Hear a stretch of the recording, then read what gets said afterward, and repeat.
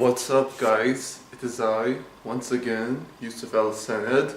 After having reviewed Batman Year 1, Batman Assault on Arkham, and most recently Batman Mask the Phantasm, it is time to review the second and my second favorite Batman film ever made, that being the 2010 Batman animated feature-length film, Batman Under the Red Hood, which is based off the comic series of the same name. Both the screenplay to the animated feature-length film and the comic series was written by Judd Winick, and it was directed by Vietti. Batman Under the Red Hood, for you guys and girls who don't know, is a story that's based on the murder and reincarnation of Jason Todd, the second Robin, the second boy wonder, to becoming the Red Hood. The Red Hood being an alter ego that once belonged to the Joker, and before the Joker it belonged to many other criminals, common thieves and petty thugs, before eventually he donned it and then he died and he was reborn as the Joker. For Jason Todd, in the opening of the movie, he is brutally beaten and murdered by the Joker, and when Batman was so close to rescuing Jason Todd, it was too late, because just when he's about to rescue him, the boy wonder, he explodes in this building, this facility, due to a bomb which was planted there by the Joker himself. And the reason for Jason Todd being captured by the Joker is because Ra's al Ghul, who was actually wanting a distraction for Batman, someone to distract him as he was going through his plan in Bosnia, somewhere in Bosnia, I think it's Sarajevo, Bosnia. Ra's al Ghul did wanted a distraction for Batman and Robin, but he clearly underestimated the madness and psychotic nature of the Joker, because the Joker isn't one to be controlled. You should not even think about controlling the Joker, because the Joker had Ra's al Ghul in the palm of his hands, and because of Ra's al Ghul's mistake, it results in the death of Jason Todd, the second Robin, the second boy wonder, the family and friend of Bruce Wayne, aka Batman, and thus he was reborn as the Red Hood, a mass vigilante who 6 years later, he gathers all 8 of Gotham City's criminal mob bosses and have them meet in one area so that he can take over their criminal organization as his own, while taking 60% of their profit, and they will receive 40% under the condition that they do not deal in drugs with school children and are far away from school premises, because Jason Todd, now as the Red Hood, he is so disgusted by how crime has continued to spawn in Gotham City, and that the cancer that is the criminal underworld has not ceased. Batman, who's feeling guilt over the death of Jason Todd, the second boy wonder and his dear friend and student, for so long he's tried to spread fear among the criminals and trying to put them into jail and trying to make sure that Gotham City citizens are safe. Only it's not long before the criminals, the exact same criminals who harmed the innocent, they are later released on the streets. So him trying to fight crime his way and sticking to his moral code of not killing, it's not doing any good. In Jason Todd's view as the Red Hood, and before he would become the Red Hood, as a younger Robin before his eventual death, in his view, he believes exactly what the Punisher, Frank Castle, if you guys and girls don't know, Frank Castle, aka the Punisher, is the Marvel equivalent of Batman. He's more of a renegade type soldier who kills criminals at will in the exact same manner as Jason Todd, the Red Hood. In both Frank Castle and Jason Todd's view,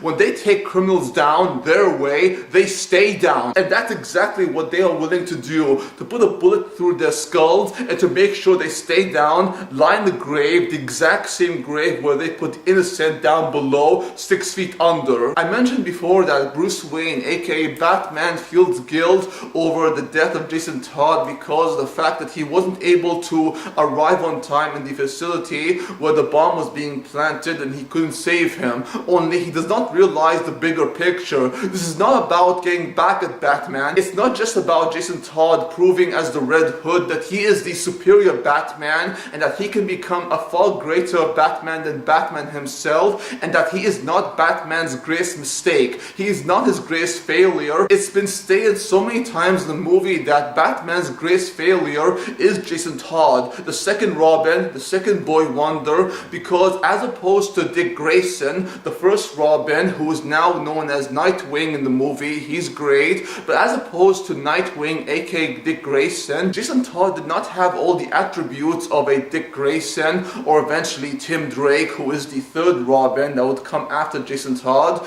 but he had spirit, he had strength, potential, and power, and yet there is this dark side to Jason Todd which Bruce Wayne was so careless and so stupid to realize, because Jason Todd has always had this dark side to him. It's always been there since he was a young teen boy, before eventually he grew frustrated by how criminals aren't being stopped. They continue to spawn on Gotham City, and they will never truly understand fear or intimidation or control unless it's the Red Hood who's doing the controlling. His words, actions, and methods speak for itself, because Jason Todd may be a murderer and he may be technically a criminal, but Jason Todd truly believes that the only way to keep down criminals is to kill them and to make sure they stay dead. The ideals of both Batman, aka Bruce Wayne, and Red Hood, aka Jason Todd, they do clash with one another, and this becomes far more than a family dynamic or a family conflict. It becomes far greater than that, because this is about their ideals clashing, what it means to truly serve justice and to protect the innocent through fear of violence. Guys, gals, I absolutely love Batman Under the Red Hood. It is such an epic, awesome action superhero flick, but it also has a strong story to it. It has a strong heart, strong drama, and it has interesting ideas and themes to explore, especially on the idea of what true justice means and how far you're willing to go to make sure that the criminals stay down, whether through violence or fear or any way you see fit. These are very mature content to tackle on, and just like the other films on my list of Batman movies, including the upcoming Batman The Dark Knight Returns, or simply The Dark Knight Returns Part 1 and 2, which I'll discuss for you guys and gals in due time, these are mature Batman movies with mature stories, and they become far greater than just Batman animated feature-length films. They are much better than that. In the case with Batman Under the Red Hood, Brandon Vietti does such a good job directing the movie, and the animation looks so gorgeous and so luscious. I love the animation so much.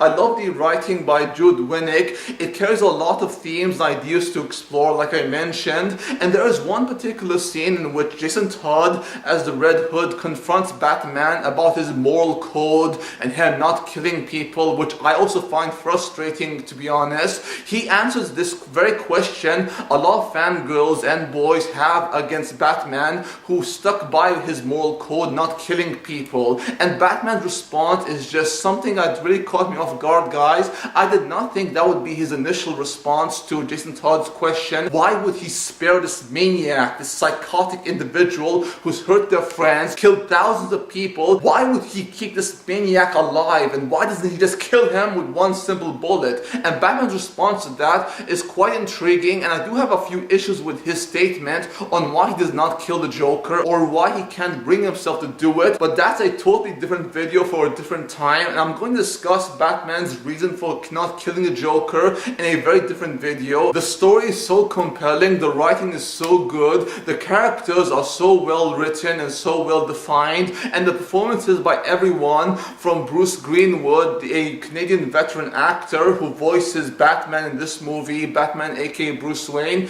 he's awesome. Jensen Ackles, who you guys and gals may know from the CW TV series Supernatural, he is good as Jason Todd aka the Red Hood. Jason Isaacs, who plays Ra's al Ghul, he's also very good. You also have other supporting characters like Wade Williams, who plays Roman Sionis, also known as Black Mask, and his secretary Ms. Lee, who is played by the awesome Kelly Hu. Oh my god, guys, I went crazy by the presence of Kelly Hu. I love her so much. And every time Roman Sionis, also known as Black Mask, goes on a rampage or he goes on a tantrum, Ms. Lee's response to his tantrums or his demands is just so hilarious, and how sarcastic she can be. And Kelly Hu brings her charm to the character of Ms. Lee. Neil Patrick Harris, who you guys and gals may know from the TV series Dookie Howser, Brother, or more recently, How I Met Your Mother. He is so good in his role as Nightwing, aka Dick Grayson. Neil Patrick Harris brings so much charm, charisma,